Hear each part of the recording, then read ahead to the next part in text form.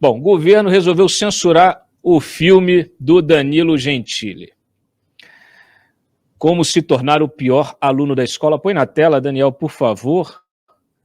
Olha só que maravilha. É por isso que o título do programa hoje é uma homenagem ao nosso querido Putin Tupiniquim, tá?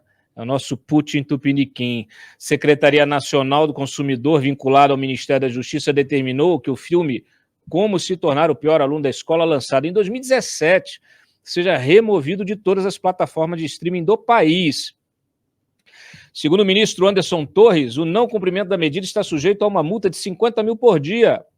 A decisão foi baseada em um trecho do filme que viralizou nas redes no fim de semana e foi aí apontado por bolsonaristas como um trecho que estimula a pedofilia. É uma grandíssima filha da mantada dessa gente, né? Porque, na verdade, na cena aqui, o personagem de Fábio Porchat, cristiano, pedófilo, pede que 2 meninos o masturbem para que não sejam prejudicados na escola. Quer dizer, isso aqui, inclusive, é uma sátira, uma crítica. É assim que deve servir o humor à sociedade, né? Sempre escandalizando, mas com a crítica embutida. E aqui é uma crítica, e não o contrário, né? Está longe de ser um apoio, uma apologia.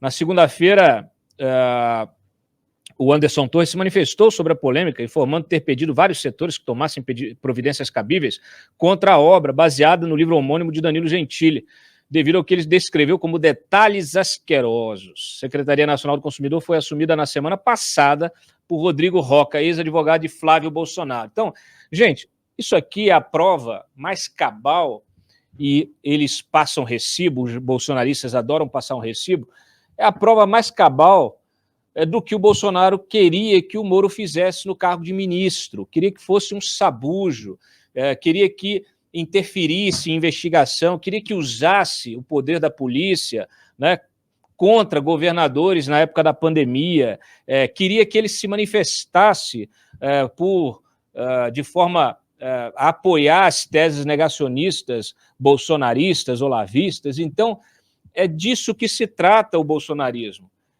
Você, para sobreviver no bolsonarismo, você tem de se submeter, né?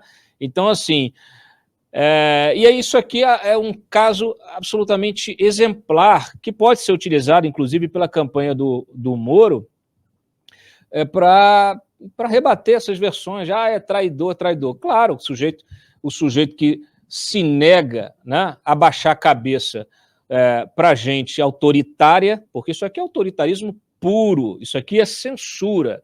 Aliás, eu ouvi aqui um advogado constitucionalista mostrando, que ele mostra aqui, põe na tela, por favor, é o Gustavo Binebons, que é professor de Direito Constitucional, que ele simplesmente deixa muito claro, é censura.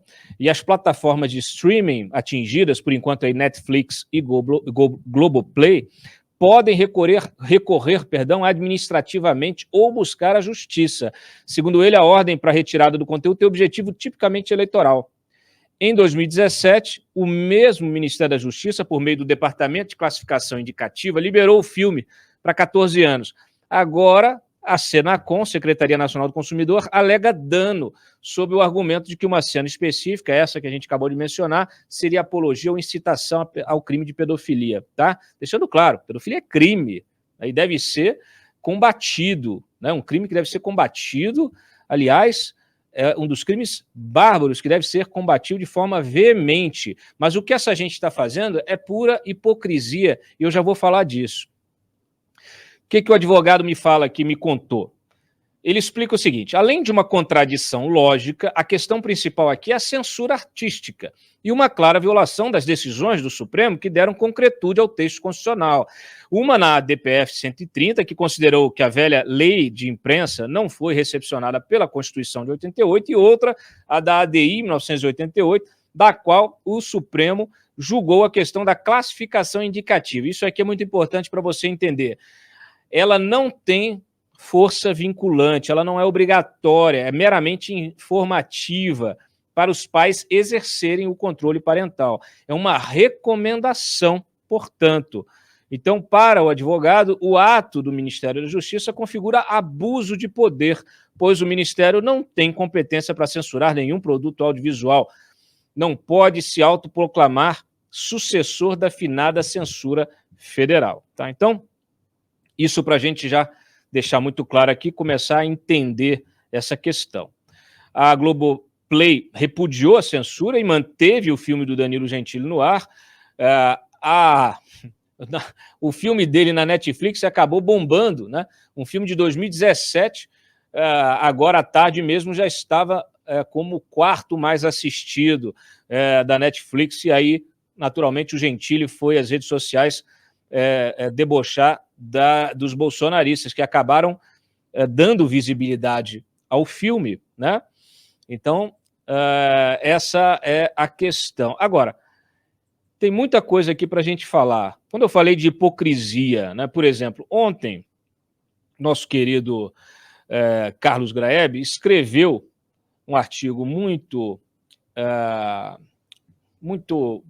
oportuno, lembrando que em setembro de 2020, o Bolsonaro alcançou aquele que talvez seja o ponto mais baixo de sua presidência, tão pródiga em baixarias.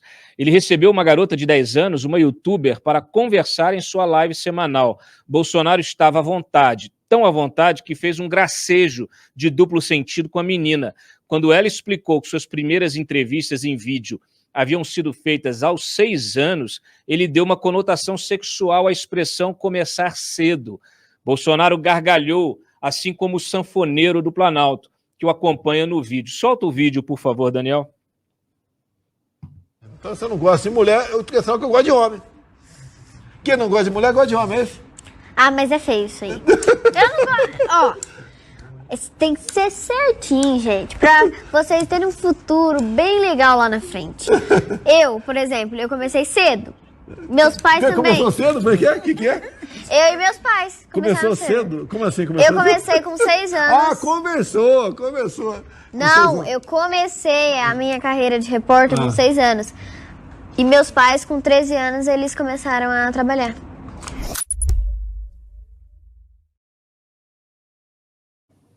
Isso aí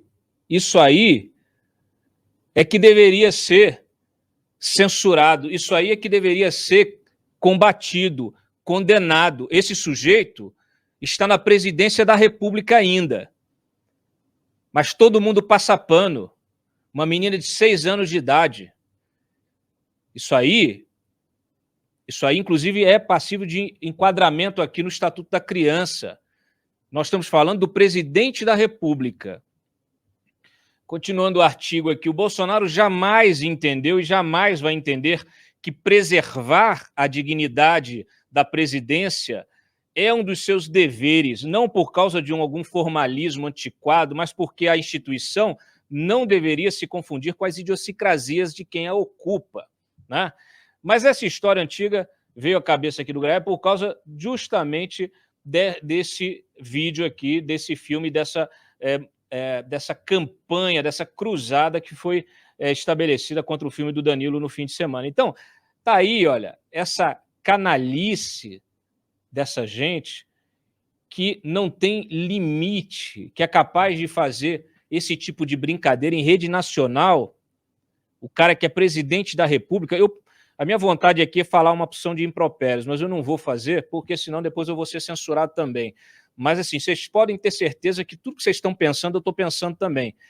E isso aí, com uma menina de 6 anos, fazer esse tipo de brincadeira, toma vergonha na cara, pelo amor de Deus. E aí vem falar agora, essa gente é uma gente sem espinha dorsal, né? E é esse tipo de situação que a gente tem de combater de forma veemente, tá? De forma dura. Põe agora aí, por favor, o artigo do Mário, que ele vai no ponto que é o ponto necessário também para se compreender do que se trata essa cafajestice aí, essa cruzada dessa gente imunda, né? Dessa gente nojenta, uma gente imunda, nojenta, bárbara. Isso aí não é civilização, tá? Sinceramente, isso aí é aquela... A gente já falou aqui outras vezes, né? Já botamos até a música do Titãs aqui. São bichos escrotos que saíram dos esgotos. Infelizmente, vieram ocupar a nossa política, as instituições. Mas, olha, vou falar um negócio para vocês. Sabe aquela vontade? Muito bem, vamos lá. Vamos ao artigo do Mário aqui. Por que a comédia, como se tornar o pior aluno da escola, do Danilo, tornou-se alvo dos bolsonaristas? 5 anos depois de ser lançada, sob a lorota de que ela estimula a pedofilia. Porque a partir do tiroteio iniciado por bolsonaristas, o prestimoso Anderson Torres, ministro da Justiça, e seu pau-mandado instalado na Senacom, Rodrigo Roca, ex-advogado do Flávio Bolsonaro, resolveram mandar tirar o filme das plataformas que o veiculam.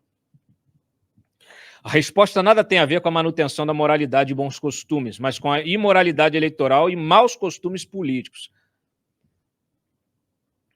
O Danilo não esconde ninguém que apoia Sérgio Moro. Como adversários do pré-candidato à presidência, vem tentando manchar a reputação dele com o episódio execrável protagonizado por Arthur Duval, Mamãe Falei. Alguém achou uma boa ideia pespegar outra acusação de caráter sexual em mais um simpatizante de Sérgio Moro. Teriam, assim, como acusar o pré-candidato de ter ao seu lado um suposto abusador de mulheres pobres, Arthur Duval, e um suposto apologista da pedofilia, Danilo Gentili. Se a manobra de transformar Danilo Gentili num segundo Mamãe Falei tivesse ficado restrita ao chiqueiro bolsonarista nas redes sociais, isso seria apenas ridículo. Mas, como o ministro da Justiça e um secretário seu resolveram lançar mão de um ato de censura absolutamente inconstitucional, a coisa ultrapassa o burlesco para se tornar gravíssimo atentado à liberdade de expressão, movido por interesses eleitorais escusos. Jair Bolsonaro e sua escumalha já precisavam ter sido chutados do Palácio do Planalto faz tempo. Agora só resta esperar que os eleitores o façam em outubro, tá? Então é isso aí. E vem falar de família. A única família que ele defende é a dele, dos rolos deles mesmos, né? Que eles... dos crimes que cometem e dos rolos em que se metem. É bom destacar aqui que esse rapaz que assumiu, esse advogado que assumiu, o Rodrigo Roca assumiu a Senacom, assumiu na semana passada. Então isso aqui é planejado, isso aqui já estava no roteiro. Botaram o sujeito para ele tomar a decisão que seria necessária para criar esse movimento, né? Então, assim, eles são absolutamente previsíveis na sua canalice, na sua calhordice, né? Nos seus atos arbitrários de censura e de atentado à liberdade de expressão. Então, eu acho que está muito claro e a gente precisa se levantar contra isso. Por quê? Porque a gente está vendo aonde vai parar a tolerância com esse tipo de gente. A gente está vendo lá na Rússia. A gente está vendo. A gente está vendo jornalista sendo morto na guerra. A gente está vendo jornalista sendo condenado aí, sendo preso lá na Rússia. E agora, depois que os caras se estabelecem, forjam o seu poder e usam o Estado para perseguir opositores, não é a primeira nem é a última vez que isso acontece. Quantas vezes usaram já o MJ para perseguir opositores? Desde dossiê com nomes, lista de críticos ao governo, lista de jornalistas críticos, investigação, abertura de inquérito contra inimigo político. Eu nunca vi um negócio tão descarado, que o PT fez isso também, assim, fez muito esse negócio de aparelhar e usar e abrir investigação contra um outro, mas fazia de forma discreta e no limite, porque sabia que se o fizesse de forma escancarada, sofreria a censura e a reação da sociedade. Essa gente aqui não está nem aí para nada, faz o diabo, faz o que quer, esculacha, esculhamba. Por quê? Porque não tem ninguém que se levante contra isso. Não tem um Ministério Público, não tem uma alma no Ministério Público que se coce diante desses abusos. A turma no Congresso Nacional é outra também, está todo mundo lá cuidando dos seus próprios interesses.